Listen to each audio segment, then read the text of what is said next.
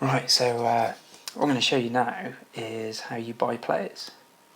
Now, I've got very, very little money, so I'm not going to be able to buy any superstars or any mediocre players for that matter. So we'll do a normal search. What should we look for? Let's shore up the defence, I think. Okay. So now what I would normally do is leave that blank. Obviously we've only got very little amount of money, so we'll go for that. Don't think we're going to tempt anyone away from the First Division or the Premier League, so I'll stick to those two. Now, what I want them to look for is someone young and promising. So as I say, can't afford any superstars, so what we'll do, we'll look for a player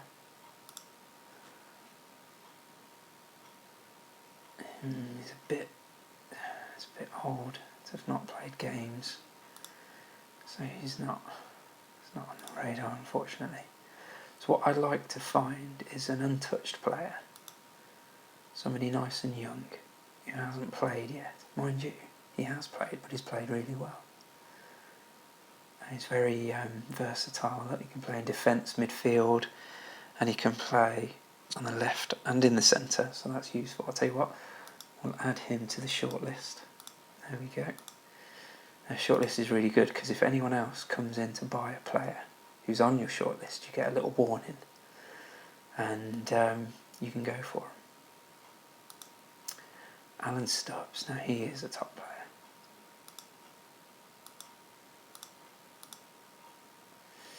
Doesn't look, brilliant in the stats. It's pretty, decent. Mind you, he's Bolton. I think that's Division 1, so that's actually quite a poor average, I think. But I've had him in previous games and he does come good. Let's check this guy out. Oh, tackling 20. Very young, 18. Again, quite versatile. Let's add him, shall we?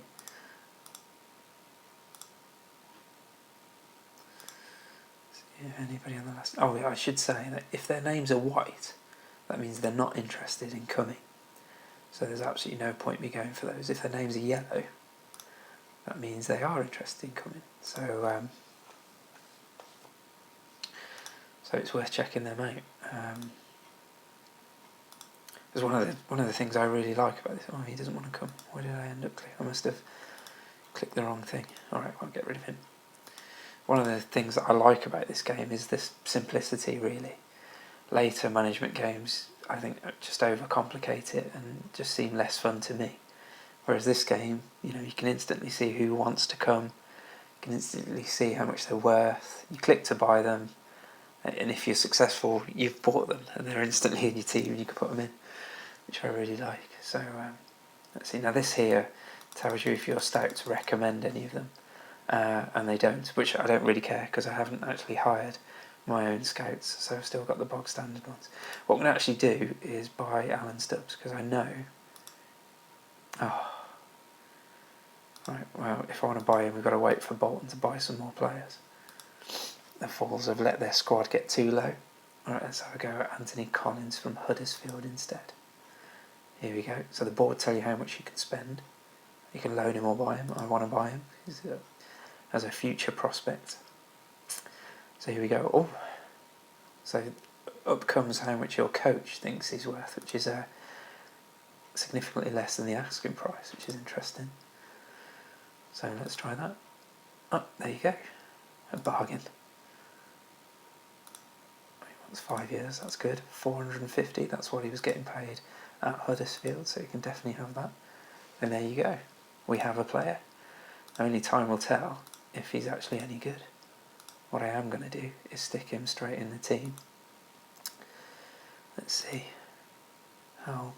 He's getting on. Hal's got to go. It's quite an ageing team, this Barnet squad, actually. So, where's my new player? Where's he gone? Oh, there he is. There. Right, let's see how he gets on. Right. What else could I show you? Let's advance the season a little bit. Obviously here's where you could arrange friendlies. Here you can see who's in the national teams, but they haven't been selected yet. You can change the background here, save your game. This is a pretty interesting section here, I'll show you that in a minute. Let's give this a bit of a fast forward, it's taking a while. Oh, that reminds me, I need to check in on Dave Barnett, see how his recovery's coming along. Oh, no, he's by far my best player. I can't allow him to go. Let's keep an eye on the transfer market, see if there's any big moves. Oh, Ian Bennett off to Reading. Oh, West Brom want him now. No, the money's tempting, but I know he's going to be a good player. Oh, Dizelle and Adams, two big signings there. Alright, yeah, I was going to show you this, wasn't I? So you can look at the job news and see, Chesterfield manager McNally, his job's insecure, which is quite good later on in the game when you've built a reputation for yourself. You can start applying for jobs, so it's worth keeping an eye on here to see if there's anything that you're interested in. You can also add second players and look at your own history. Obviously I have none at the moment, only just started. What else can you do? Yeah, I'll tell you what, let's just get on with it, shall we? I'll show you a game. Let's fast forward through these so I can get to a game nice and quickly. Here we go. Have we got a game today? Oh no, of course, Charity Shield first. Oh, Man United 1-0. Right, let's get on to my game. I can't remember who I had first. Was it Huddersfield, actually? I've just bought my central defender from. Could be interesting. Right, let's see. Oh, Blackpool. Okay, let's see how we get on. Check that my players are all in shape. Let's see how Dave Barnett got on. Oh, he's fully fit. Excellent. Right, let's see if there's anyone I want to take out to put him in instead. Sorrel, I like the look of. Hoddle will hopefully have some of the family genius. And there's no way Kenny Lowe's coming out, so sorry Dave, it's the bench for you, chap. You can always come on and punch someone in the second half. Dave Barnett was a lovely bloke off the pitch, but quite aggressive on the pitch. Alright, here we go. Alright, so this is the match screen. Lots of information displayed here. You can see how well your relative area... Oh, get in! 5th minute, come on. Carter. Nicely done, son. You can see here your relative performance on the pitch. And defences are worryingly low here. Definitely a chance they could score. Oh, come on, Johnny Hunt. You can do better than that, son. So the higher your attack bar is, the more likely you are to score. The higher your mid bar is, the more chances you create. The higher your defence. Oh, get in, Johnny Hunt. 2-0 already. The less chances they get. So obviously the goals are displayed here. This is like a ticker that displays all the information about the game. And the time's up here. Any time during the game you can click to see the stats, so you can see how well your players are playing compared to theirs. As you can see, we're currently giving them an absolute drubbing. I'm quite impressed with the forwards there, very nice. A 7 and 8, lovely to see. Sorrel's got a 7-2. 6 is perfectly acceptable. And you can have a look at your opponent's team. Oh, disgusting tactics. No wonder they're losing. Oh, actually, what I forgot to do was pick the captain. That's not very good, is it? So the best players to pick for captaincy are players who have, like Paul Wilson here, high influence. So obviously they will influence the performance of their teammates. There we go. Oh, it's another goal. It's a rout. Oh, Jonathan Hunt again.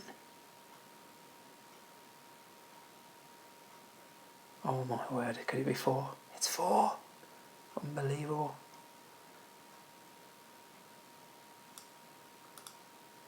Oh my word. A 9.